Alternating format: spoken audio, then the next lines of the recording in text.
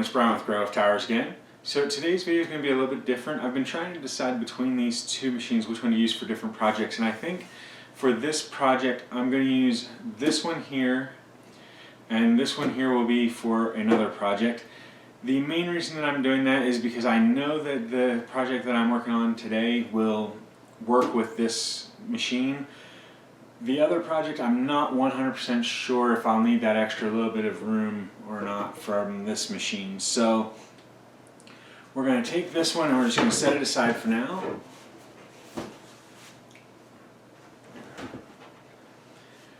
And we're going to do this machine here today. And for this, I'm just going to show you how easy it is to upgrade pretty much any office machine, no matter what it is. A lot of people do the Optiplex upgrades, and so a lot of people think that's pretty much all that you can do. However, this is a 7th gen system, okay? The CPU in it is a G4560, which is a 7th gen Pentium G processor. And these can be picked up for relatively low cost too, a little bit more than the Optiplexes that you typically see on videos. Those Optiplexes generally go for under $100. This one generally goes for between $100 and $250 depending on who's selling it. So it is a little bit pricier, but you get a much newer platform. Prime example is this one here.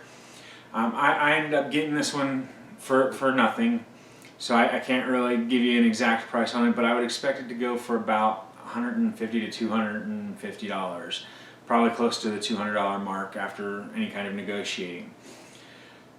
This one has a missing hard drive, no SSD or anything, and it has 8 gigs of DDR4 in it. And the reason that I'm suggesting this machine isn't because of branding or anything like that. If you get it in an Optiplex version, that's great. If you get it in an HP Pavilion, that's great. If you get it in a Lenovo Idea Center or whatever they've got, you know, Think Centers or whatever for the desktops, great. I'm just saying, instead of getting a 2nd, 3rd, or 4th gen i5, you know, Optiplex for the $100, spend a little bit more and get a more upgradable platform. This is a dual core CPU with 4 threads to it, so it's able to do basic light-end gaming and stuff like that right out of the box. It's not the greatest, it's not going to be the most spectacular. It's going to be similar to, say, a 6th gen i3, something along those lines, but you get the DDR4 memory and you get a newer motherboard with better features. This one includes Wi-Fi built in. So let's go ahead and crack her open real quick. Sometimes it helps if you undo the screws all the way. I'll have to look for the thumb screw later. Alright, so inside, now this happens to be a Think Center from IBM, or Lenovo now. To get into it, you got to pop off the front panel, so we're going to do that real quick.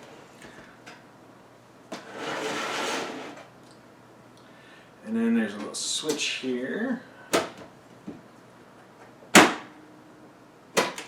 we go. And so with this up, you now have access to the inside of the machine. Now, for this particular machine, I do see a M.2. So there's that. It requires a specialized kit, and I believe I've got one in the garage. It has 4 DIMMs for the DDR4 RAM. 2 of them currently occupied because I got the 8 gig model. And then it has the CPU cooler, the power supply. Looks like the power supply is 210 watts, so you want to keep the usage down, which is why we're using this video card here. And this is a refurbished GTX 1650 4GB model.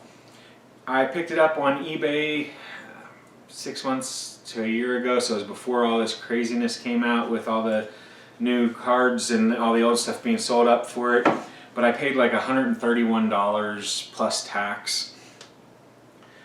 So the power supply is a proprietary power supply. So if you want to upgrade the power supply, you will have to, one, find one small enough.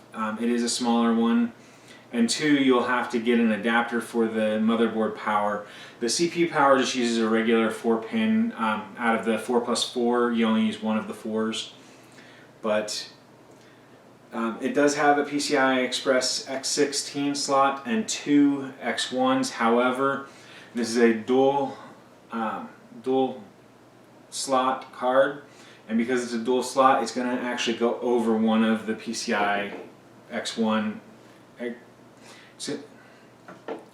But because this is a dual slot card, it is going to go over one of the PCIe X1 slots, so we will lose that capability. There are only three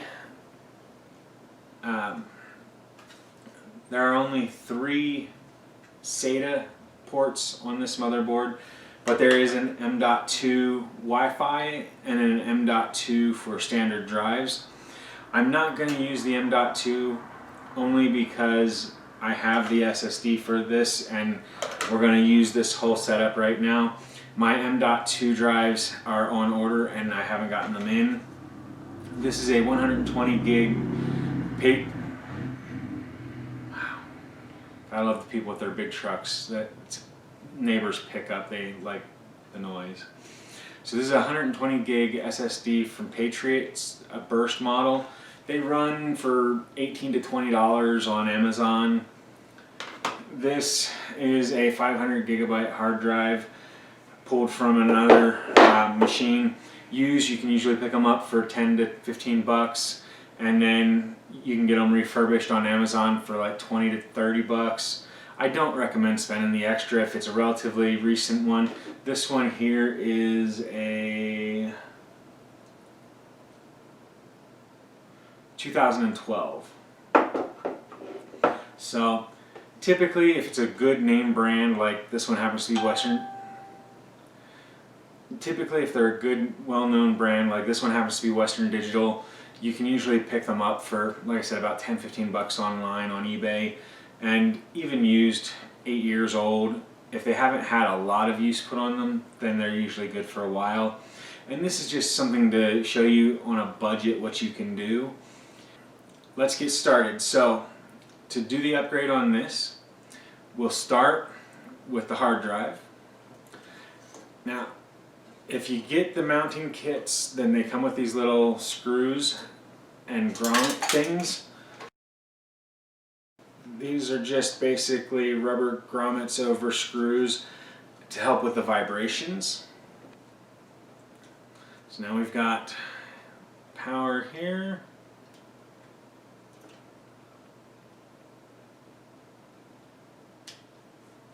And we've got data SATA here.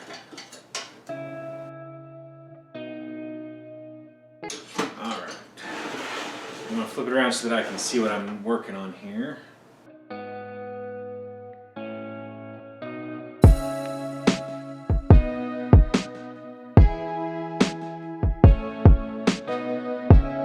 grab my screwdriver.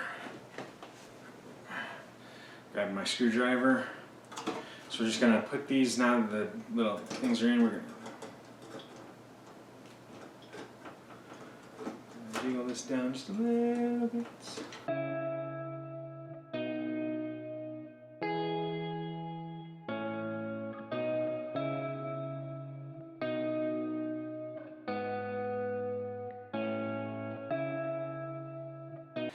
Okay, and so when this closes, it goes right over top of the power supply, and that's one of the reasons that you need the proprietary small one.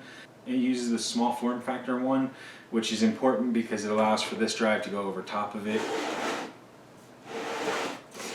Now, let's see.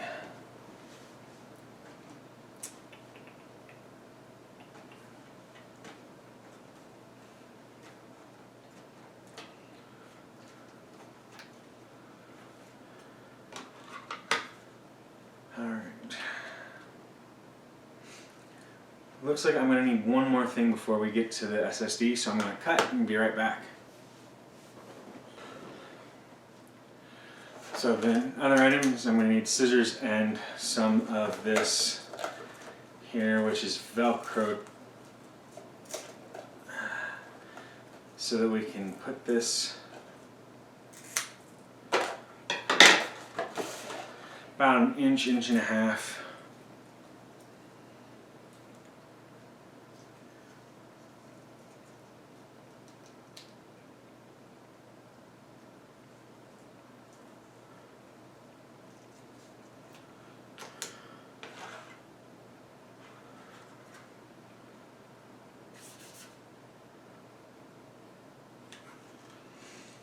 Now the adhesive will harden onto it after about 24 hours.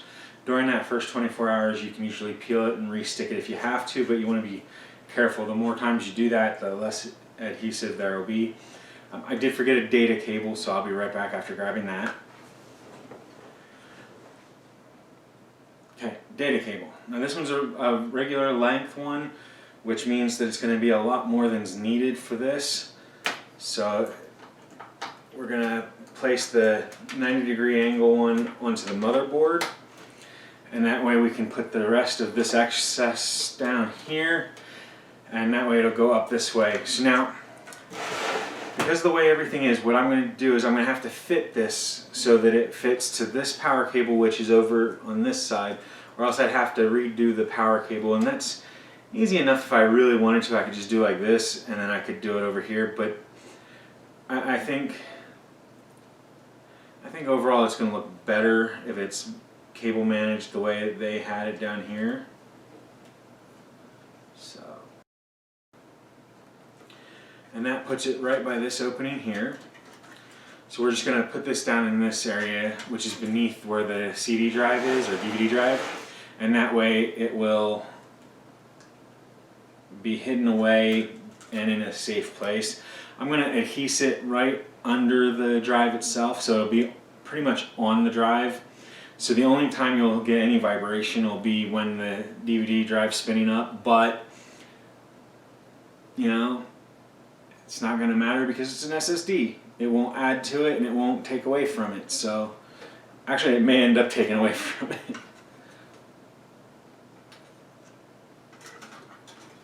Alright, so we just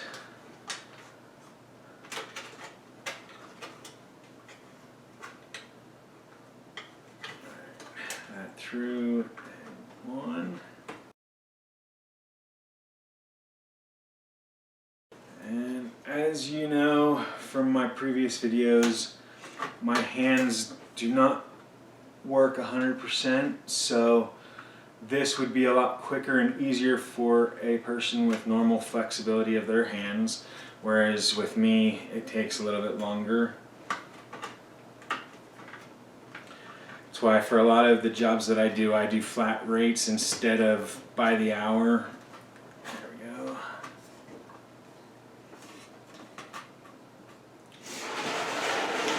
So now we've got the SSD in this little area here, we've got the hard drive in here. Next up is going to be the video card, and that's going to slot right back here and take up these first two slots. Now it's going to use the X16 slot, but it's going to cover one of the X1 slots as well. And so to put this in, we just pop the little thing. We move this out of the way because the fan cable is something we don't want in there. And we're going to lift this up a little bit because this is the antenna for the Wi-Fi. We're going to put it under the antenna for the Wi-Fi. Now your Wi-Fi may be routed differently, so there we go, click it into place. Now we've got the video card in. So now we're going to keep this wire up out of the way. We're going to close this. It latches into place, no screws or anything. And then the finished product is done. So now we just reverse the case to put it back together. Now this is pretty close to the longest this is pretty much the longest video card I would recommend putting in. You could probably get by with an inch or two more, but it'd be really close to the front of the case and possibly bumping into cables and things. This fits perfectly, as you can tell. It's snug, it's tight, it fits great. It's a dual fan, so it'll keep plenty cool. It is the MSI Ventus OC GTX 1650 non-super. The reason that I got these is for lower end builds so that we're not putting really high end video cards into really budget builds. This will help not only keep the price down with a lower cost video card, but it more evenly matches the CPU. This particular CPU is a dual core 4-thread CPU, so I really wouldn't pair it with anything bigger than a 1650 Super. But the 1650 non-super also does not usually require a GPU power connection. So it will run off of this 210 watt power supply. Now these 210 watt power supplies are generally 80 plus, and they're usually silver, gold, or platinum. So they're usually pretty well constructed, and they usually have a pretty good fan curve. But we are essentially done with the hardware part. Next step is going to be to put this here back on, which is just the faceplate. So we just line it up here, snap it into place, make sure it's firm. Now this does also have a sound dampening pad on it by default, and I'm really glad about that. What that does is that helps any vibration on this arm that holds the DVD drive and the hard drive. Any vibration coming from it is going to hit this and be dampened a little more because it is snug and flush with this. So it actually like right up against it, which is great. So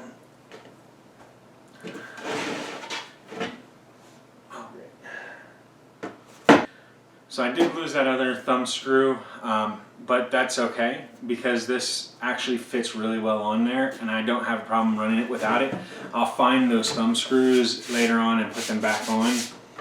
But this is a very slim profile.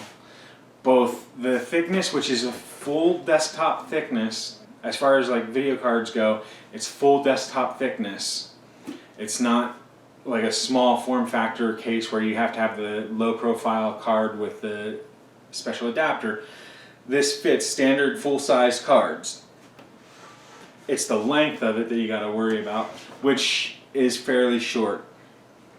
So as you can tell, lined up to me, it's about torso sized, which a lot of them are bigger than my torso. When I build in them, it's a lot of space, but it's also a little bit rough. So this system looks nice and sleek and is basically a budget build. You figure $200 for the computer, you figure maybe $20 for the extra 4 gig stick of RAM if you only get 4 with the $200 one, so you're at $220. $130 on the graphics card, let's say $135, so you're at $355. And then a $20 SSD, $375. $15 for the hard drive, you're looking at under $400, maybe a little over $400 because of tax. This one, I'm debating keeping it as the G4560 or upgrading it to an i3. If I do the i3, it'll be 2 cores, 4 threads still, because it'd be a 6th or 7th gen CPU. But it would be a little better of a processor, a little better performance. So, but with that done and out of the way, this was just a quick video to show you that you can do this with other systems than just the Dell Optiplexes. I'm going to go and install Windows onto this, but overall, for a budget system, it's a little bit pricier than the Optiplexes that usually run about $300 or so. Being that it's going to be about an extra $100, but you get DDR4, which is faster than even the highest speeds of DDR3, and you get an upgrade path, whereas you might be able to get an i7 and upgrade for $100 on that one, whereas this one You can get an i5 from the 6th or 7th gen for under $100, and it will give you about the same performance as most of those 3rd gen i7s. Or you can go with like a 7th gen i7 and get even better performance. As far as I'm aware, this generation is no longer capable of running Xeons, so there isn't any like cheap Xeon upgrade to it, whereas you can do that with the older Optiplexes, but that's basically just an i7 replacement. It's not anything more advanced, and during those generations they didn't have i9s, whereas around this time is when they came out with the i9s, but they were on a different socket set. But this one can run 6th or 7th gen i3s, i5s, i7s, and Pentium Gs. I'm sure there are Celeron models as well, but this one's a Pentium G 4560 with a GTX 1650. Total into it is less than $400, and we're able to gain with it. So with that out of the way, I hope that you all found this video informational. If you did find it informational, educational, or entertaining, make sure you hit the like button down below so that I know. If you haven't already, make sure you hit the subscribe button, which should be somewhere around this area here, and that will help you to keep notified of new videos, as well as letting you know when we post stuff in our community section. And then, as always, if you have any questions for myself or comments about the channel, the products, or just any questions in general, make sure you leave those in the comment section down below. Thanks for watching, everyone. Hope you all have a great day. Bye for now.